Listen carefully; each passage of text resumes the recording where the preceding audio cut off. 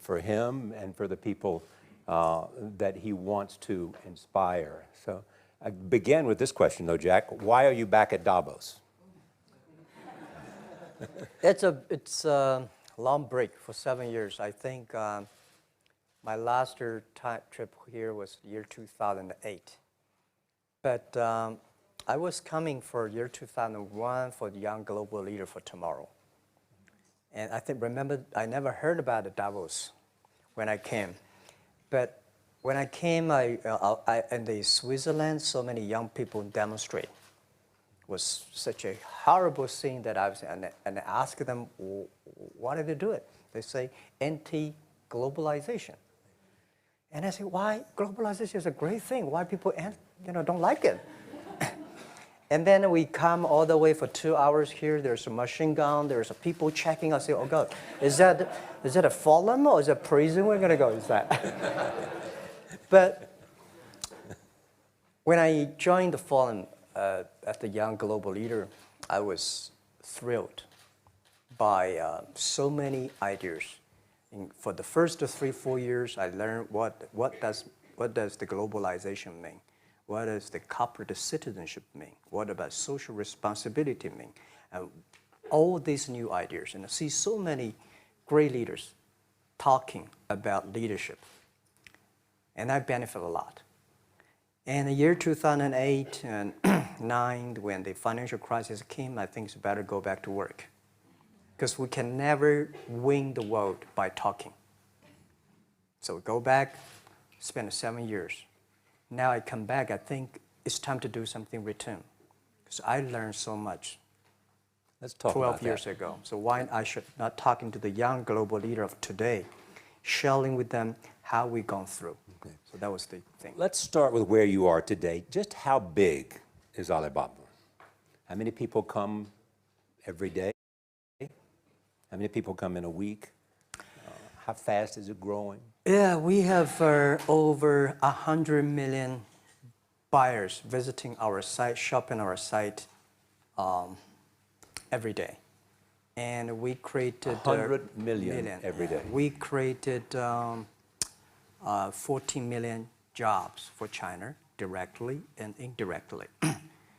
And we grow from 18 people to 30,000 people, 18 people in my apartment, to now we have 4 big campus. Compared to 15 years ago, we were big. But compared to 15 years later, we're still a baby. How big will you be 15 years from now? I think 15 years ago, I told my team that in the past 15 years, we grow from nothing to this size.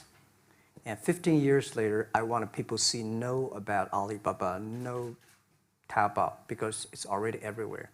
I want 15 years ago when we talk about what is e-commerce, why small business can using this e-commerce, this internet, can do business across the nation.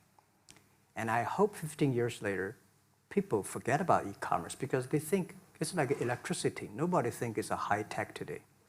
Now, this is something that I don't want 15 years later. We still walk on the street talking about why and how e-commerce can help people. Talk about the IPO. Did it exceed your expectations?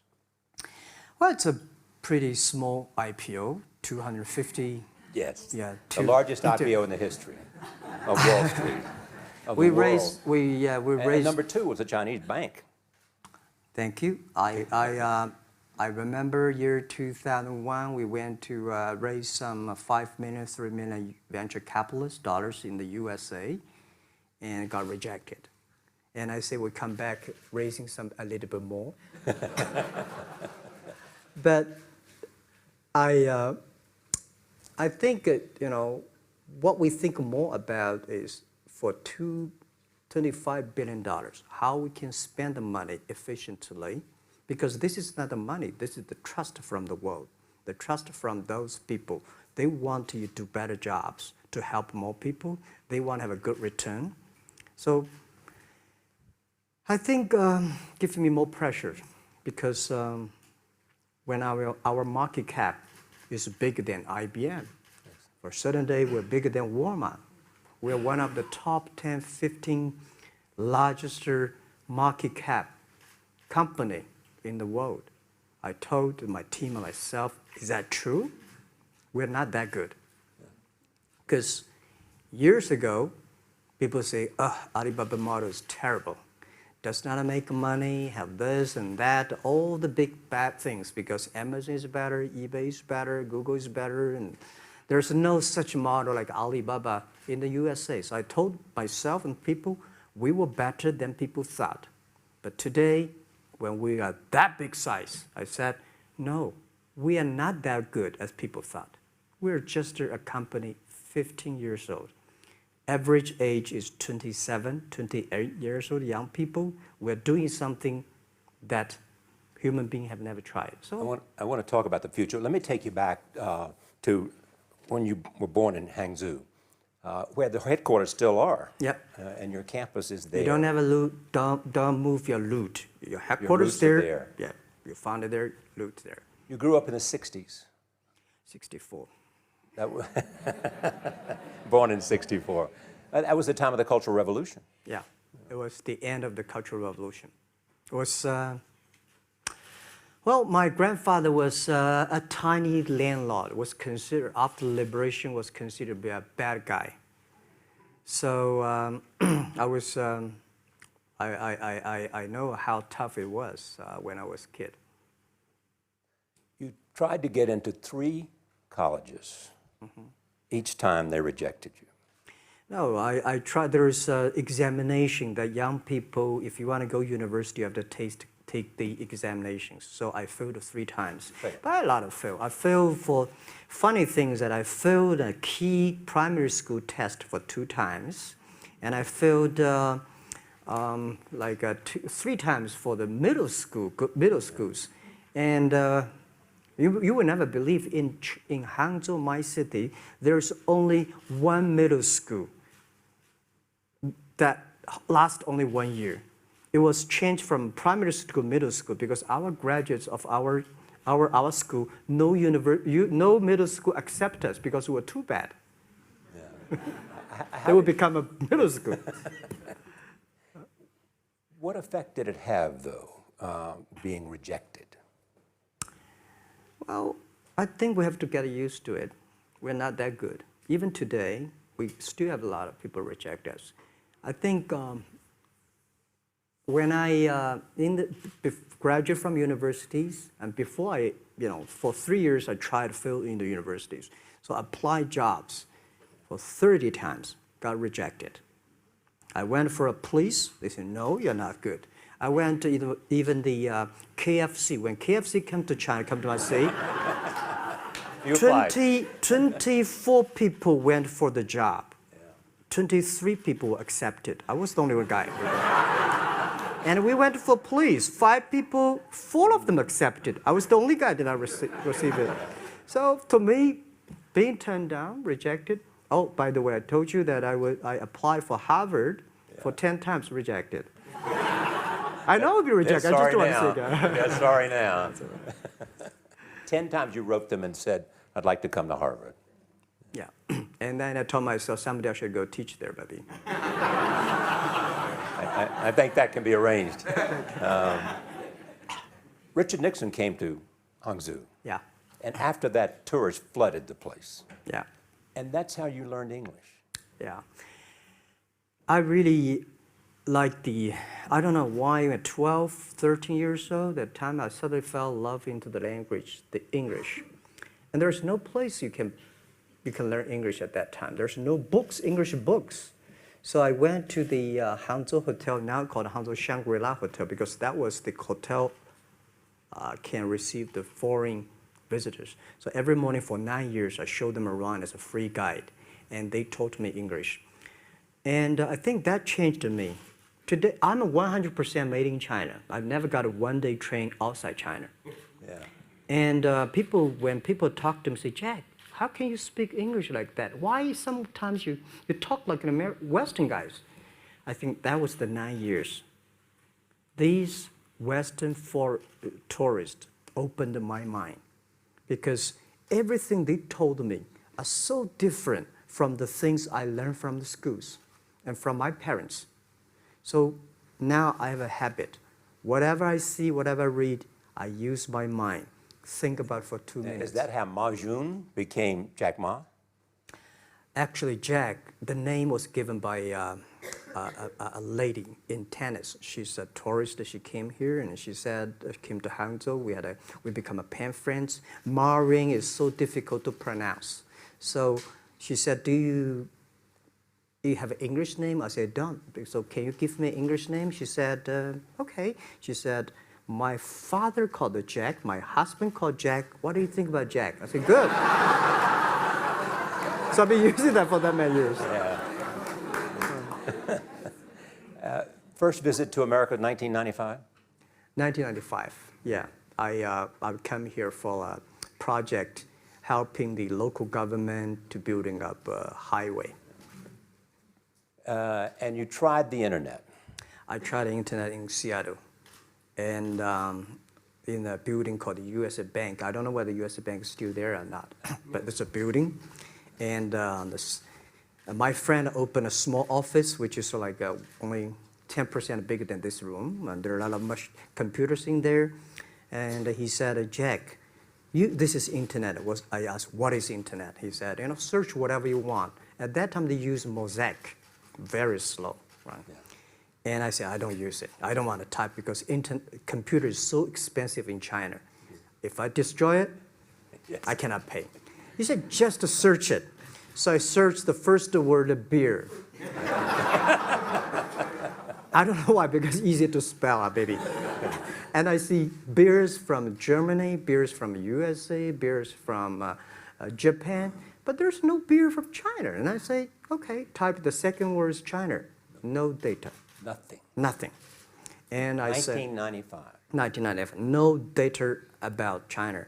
So I talked to my friend, why not make something about China? So we made a small, very ugly looking page called China. It's something like I did a translation agency, we listed on there. It was so shocking. We launched at 9:40 in the morning. 12:30, I got a phone call from my friend. He said, Jack, you got 5 emails. I said, what is email? And they say, these are the things. So people so excited. Where are you? This is the first time I see a Chinese website on that. How can we can we do something together? So I think this is something interesting. So we should do it. Why did you call it Alibaba? Alibaba? Well, when I started, I think internet is global. We should have a global name. And a name that, interesting, like at that time, the best name is Yahoo. Right? So I've been thinking for many days, suddenly thinking Alibaba is a good name. So I happened to be in San Francisco that day. I did have a lunch, and the waitress came. I asked her, do you know about Alibaba? She said, yes. I said, what is Alibaba? She said, Open Sesame. Good. So I went on the street, asked about 10, 20 people. They all know about Alibaba, 40 Thieves, and Open Sesame. And I think this is a good name. And start with A. Whatever you talk about, Alibaba is always top. You have said before that in creating Alibaba, you had to create trust. Yep. Because people in China were used to face-to-face. Yeah. How did you create trust? I think because we started out doing business on internet. I don't know you, you don't know me. So how can you do things online unless you have trust? So for e-commerce, the most important thing was trust. I think when I first went to USA for raising money, talked to the venture capitalists, a lot of people say, oh, Jack, no. China doing business by the guanxi. How can you do business on internet? And I know that without the trust system, the credit system, it's impossible to do business. So in the past 14 years, everything we do is trying to build up the trust system, the record system. Well, Charlie, I'm so proud today when I talk to young today in China and in the world, people don't trust each other. The government and people and media and everybody think, this guy's cheating. But because of e-commerce, we finish 60 million transactions every day. People don't know each other. I don't know you, I send products to you. You don't know me, you wire the money to me. And I don't know you, I give a person a package, I don't know him. He took something to so cross the ocean, cross the river, and send. This is the trust. We have at least 60 million trust happening every day. But you created it by creating an escrow account in the beginning. Yep. And so you keep the money until they got the product. Yeah. And then you release the money. That's true. I mean, the escrow service is about Alipay. This idea, I would love Davos, because it was a big decision. Because for first 3 years, Alibaba is just like e-marketplaces for information. What you have, what I have, we talk a lot of time, but don't do any business. Because there is no payment. I talked to the banks. No banks want to do it. Banks say, no, this thing never work. So I don't know what to do. Because if I start to launch a payment system, it's against the financial legal laws. Because you have to have a license. But if I don't do it, e-commerce will go nowhere. So then I went to Davos. I listened to a leadership discussion. Leadership is about responsibility. And after I listened to that panel, I give a call to my friends, my colleagues in my apartment, say, do it now, immediately. If something wrong, the government not happy about that, if one body has to go to the prison, Jack might go to the prison. Because it is so important for China, for the world, to build up the trust system. And if you did not do it, I said, and do not do it properly, stealing money, money wash, no trust record, I send you to the prison. That was the thing. And people don't like it. So many people I talked to at that time for Alipay, they say, this is the stupidest idea you have ever got. But I say, I don't wear the stupid clever as long as people use it. Now we have 800 million people using this Alipay. Stupid things, if you do it better, is better. Alipay is a privately held thing. It's not part of Alibaba. No, it's a private. Let me private. talk about money for a second. Yeah. You have never gotten money from the Chinese government? No. None. I want it at the beginning, and later I don't want it, because I think if the company always think about picking money from out of the government pockets, that company is rubbish. Think about how can you make money from the customers and market and then help customers succeed. That's our philosophy. No money from Chinese banks? No. No. I at that time I want, and now they want to give me, I don't want it. Yeah. All right. Your relationship with the government. Mm-hmm. Yeah. What's your relationship? I mean, if they didn't, here's what some say, that you have existed in an environment that's not, they have restricted competition for you. And that's a pretty good thing to do for a private company. Yeah.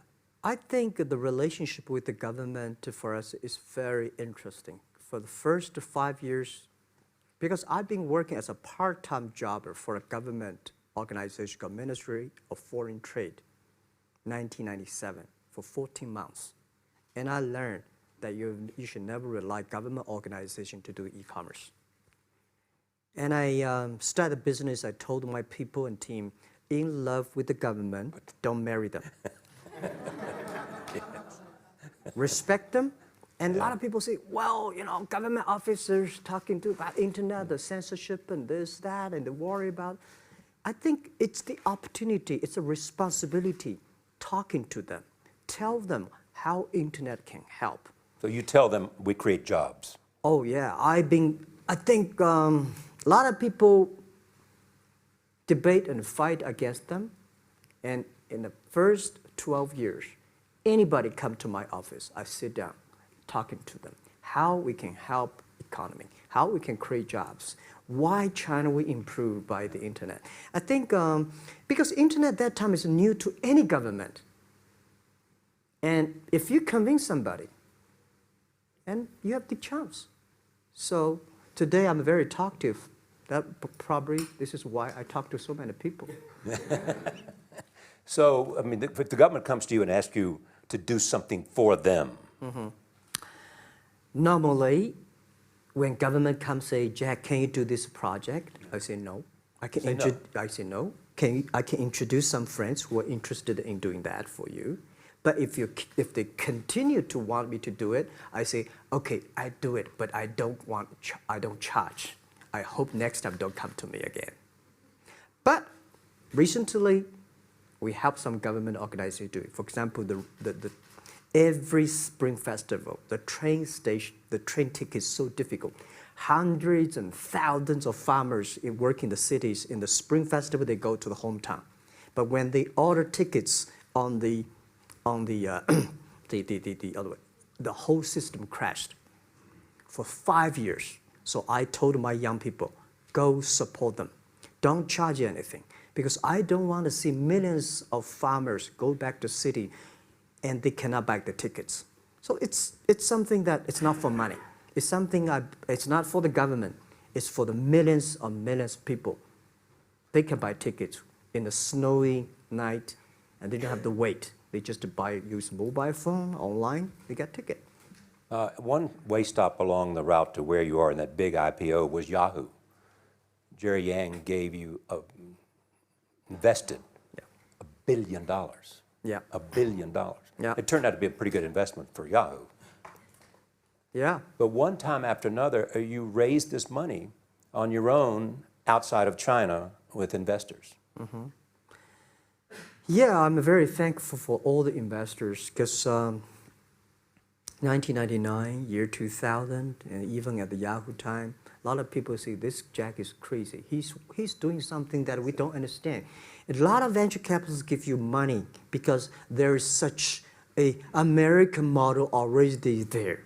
But they say, Alibaba, we don't see this kind of model, right? They say Jack's crazy. Yeah, this is crazy guy. I mean, I remember my first time in Time magazine, they call me Crazy Jack. And I think crazy is good. We are crazy, but we're not stupid. We know what we are doing, but if everybody agree with me, if everybody believe our idea is good, we have no chance. So that's the money we raised. We're very thankful. So when our investors make a lot of money, I feel proud and honored. As you know, in the United States, issues have risen about privacy. Yeah. Google and Apple, and questions of whether the government should have access to files. How do you handle that if the Chinese government says you know a lot about people? You have transactional relationships with lots of people. And they say, we want to see your files. Well, so far, I don't have this kind of problems from Chinese government. And I told them, any government, if you come here for the national security, anti-terrorist, well, anywhere, anti-terrorist, we work together. It's a criminal, we work. But rest of that, no. I said, we are a business. The data is so precious because we don't know how. Because if we give to anybody, it's going to be a disaster. And also about privacy issues. I think, just like hundreds of years ago, people say, I would rather put money under my pillow rather than put in the banks. But today, banks, they're special. They know how to protect money much better than you do. Privacy issues, all these kind of securities, today, we may not have the solutions. We don't have the answer. But I believe our young people have the solutions. In the next 10, 20 years, there will be breakthrough on that. And I'm fully confident on that. Your life is a testament to the idea that nothing is impossible. That if somebody says no, you say it's just the beginning. Where does that come from? Well, at the beginning, I never thought, I thought when I was young, I said, everything's possible. Now I know not everything's possible.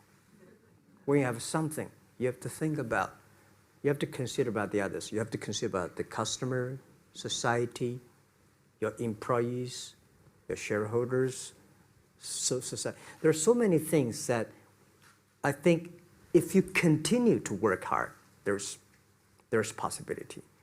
And I just feel that I'm enthusiastic about what we are doing. At the beginning, for the first 5 years, I just want to survive.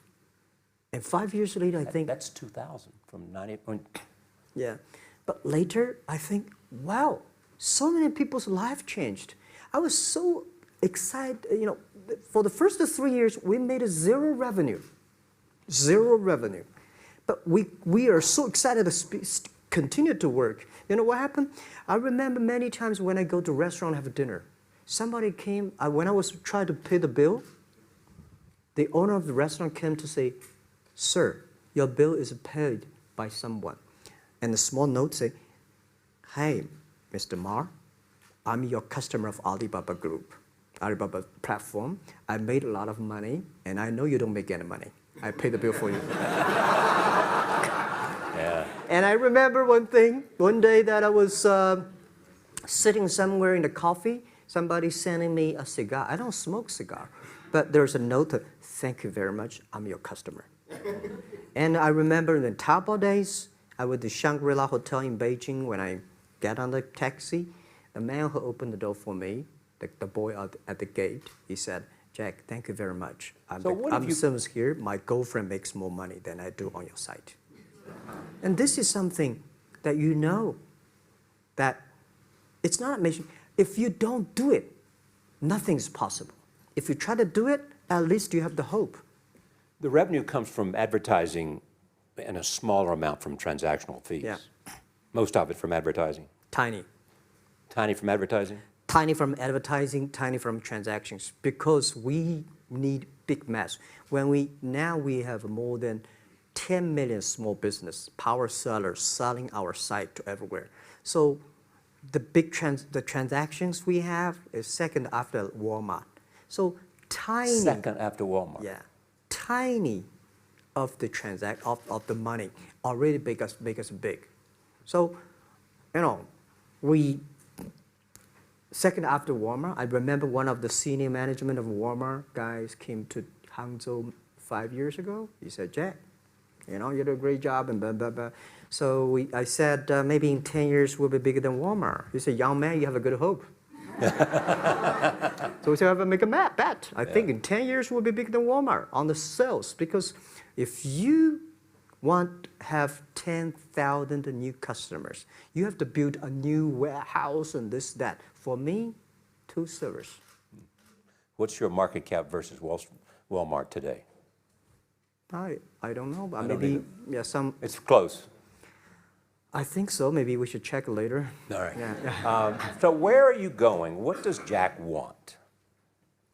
I think because the name for Alibaba, we are internet company, happen to be in China. We have the same spirit and entrepreneur spirit like every great entrepreneurs in the world.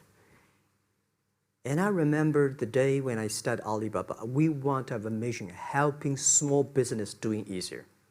So next step is, today, so many millions of small business using our platform to sell things, and over 300 million consumers buy things from our site. Cheapest, efficient. So what I'm thinking about, how we can make Alibaba a platform for global small business. My vision is that if we can help a Norway small business can sell things to Argentina, and Argentina consumers can buy things online from Switzerland.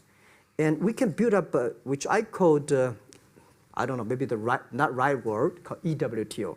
The WTO is great past the century, but WTO helps so many big companies to sell things across the nation. Today, internet can help small business sell things across the oceans, across the nations. And I hope that we can serve 2 billion consumers. 2 billion consumers. 2 billion consumers. We can help 10 million small business outside China. Help them. Outside China. Outside China.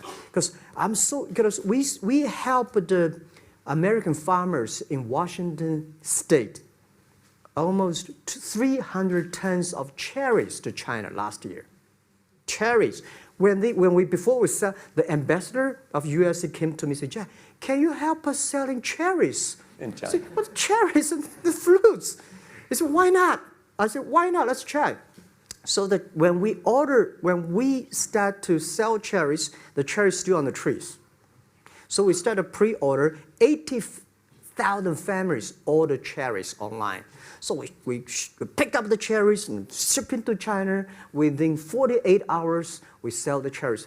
The consumers are so happy. But we got a lot of letters complaint after 3 days. They say, why only 100 tons? Why we should not get more?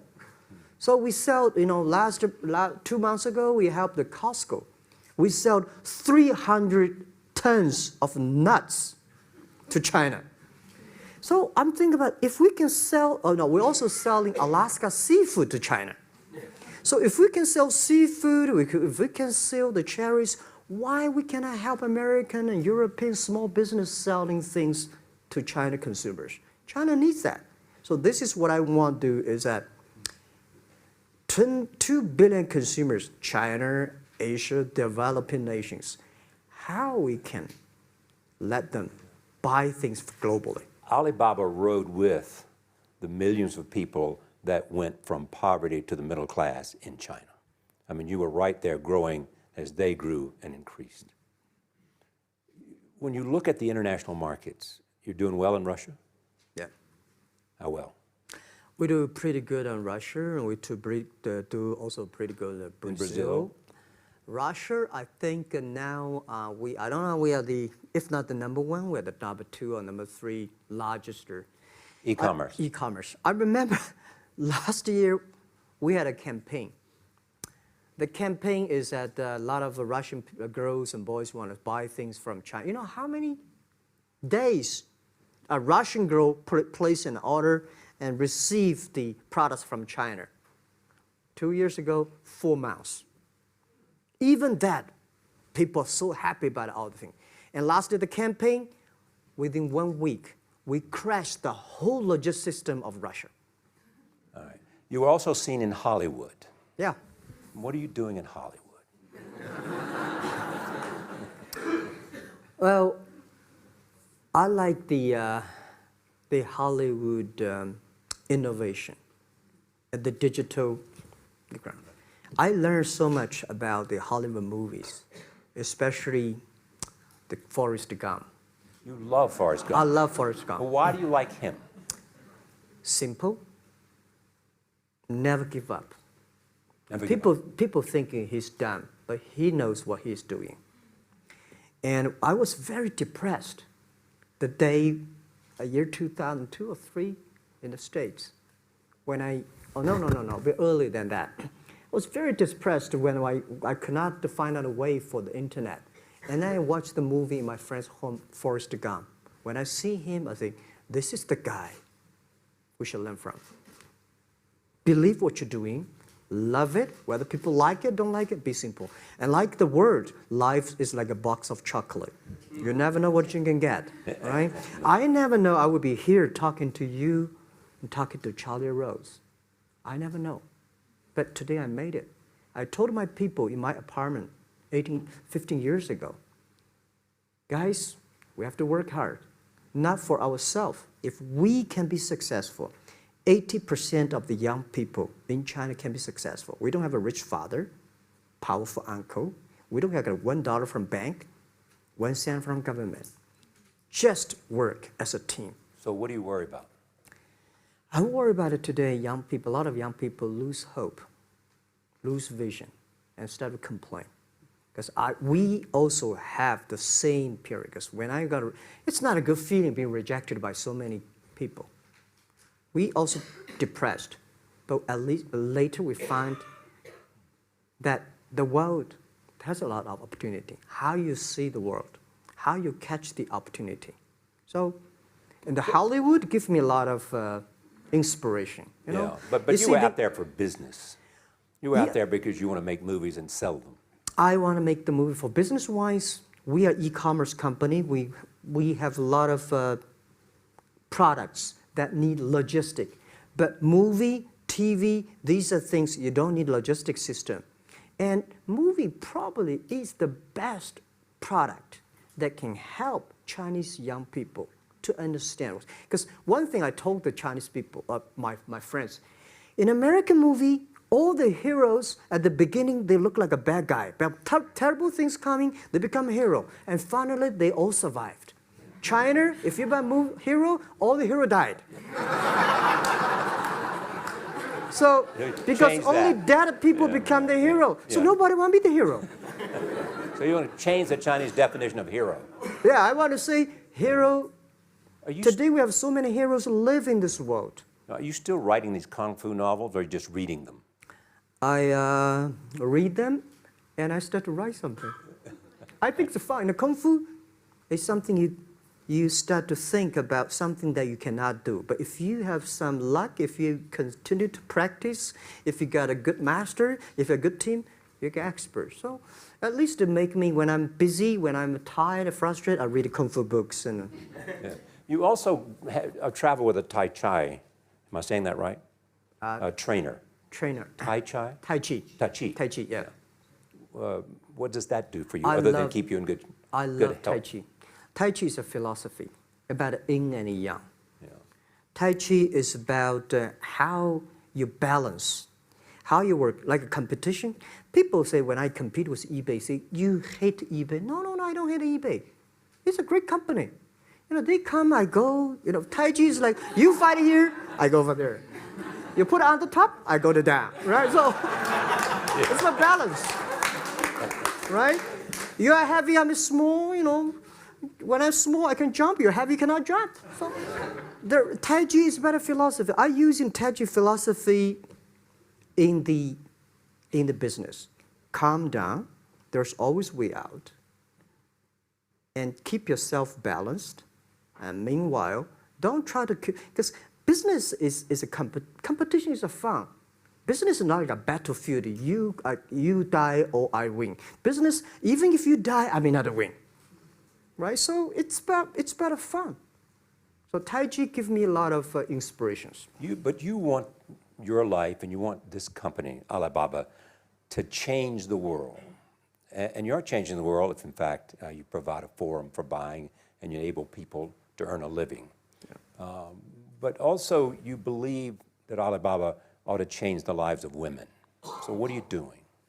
At first, I think many years ago, I want to change the world. Now, I think if we want to change the world, we change ourselves.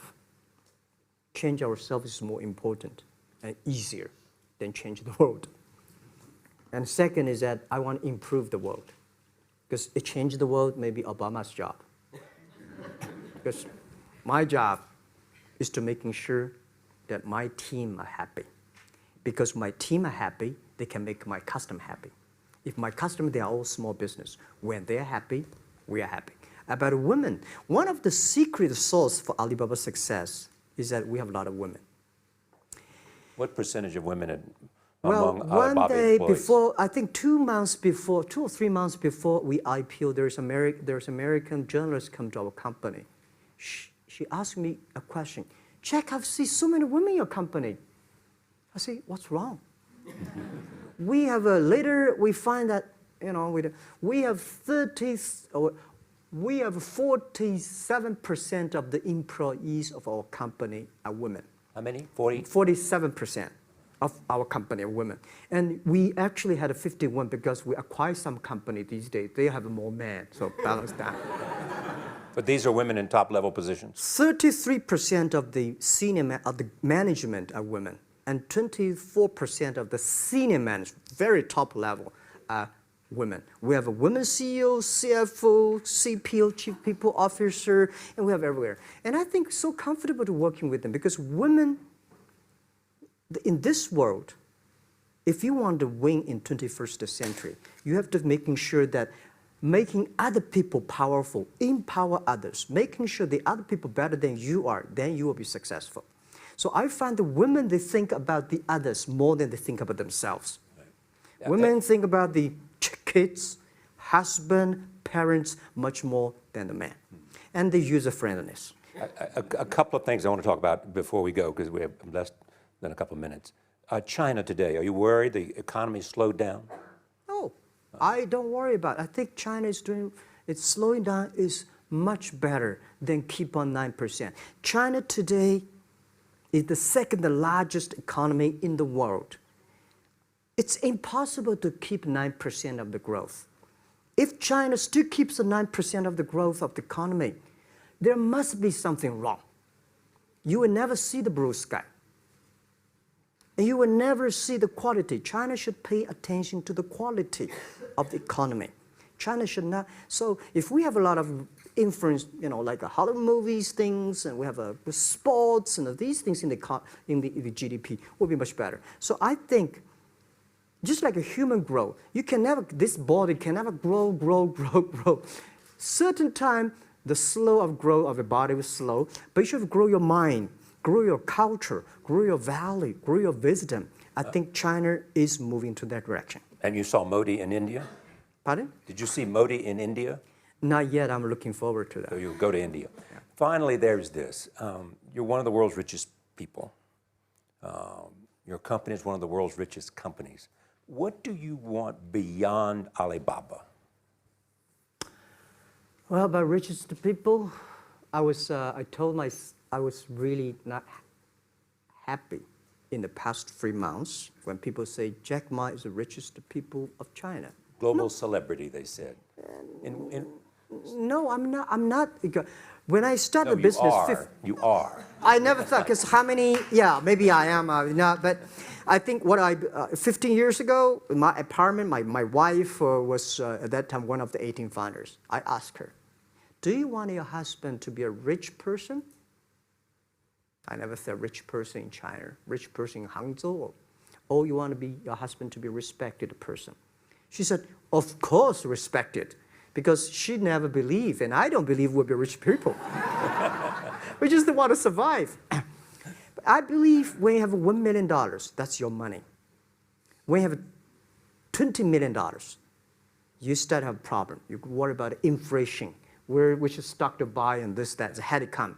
When you have $1 billion, that's not your money. That's the trust society gives on you. They believe you can manage the money, use the money better than the government and the others. So I think today, I have the resources, do more things. With the money we have, with the influence we have, we should spend more time on the young people. And I would say, someday I'll go back to teach, go back to school, spend time with the young people, and sharing with them what I do. So the money is not mine.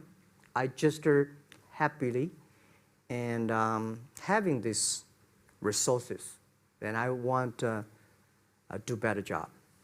Just tell them your story. Yeah, tell them the story and tell them that if Jack, I don't think in this world there are a lot of people be rejected more than 30 times. If we, the only thing we never give up, the only thing we're like a Forrest Gump, we keep on fight. We keep on changing ourselves. We don't complain. Whether you were successful or not successful, I find that people, when they finish the job, if they make the mistake, if they fail, if they always complain the others, this guy will never come back. If the guy only check himself, yeah, something wrong with me here, something wrong with me there, this guy has a hope. Jack, on behalf of everybody in this audience and a television audience around the world, thank you for taking your time to be with us.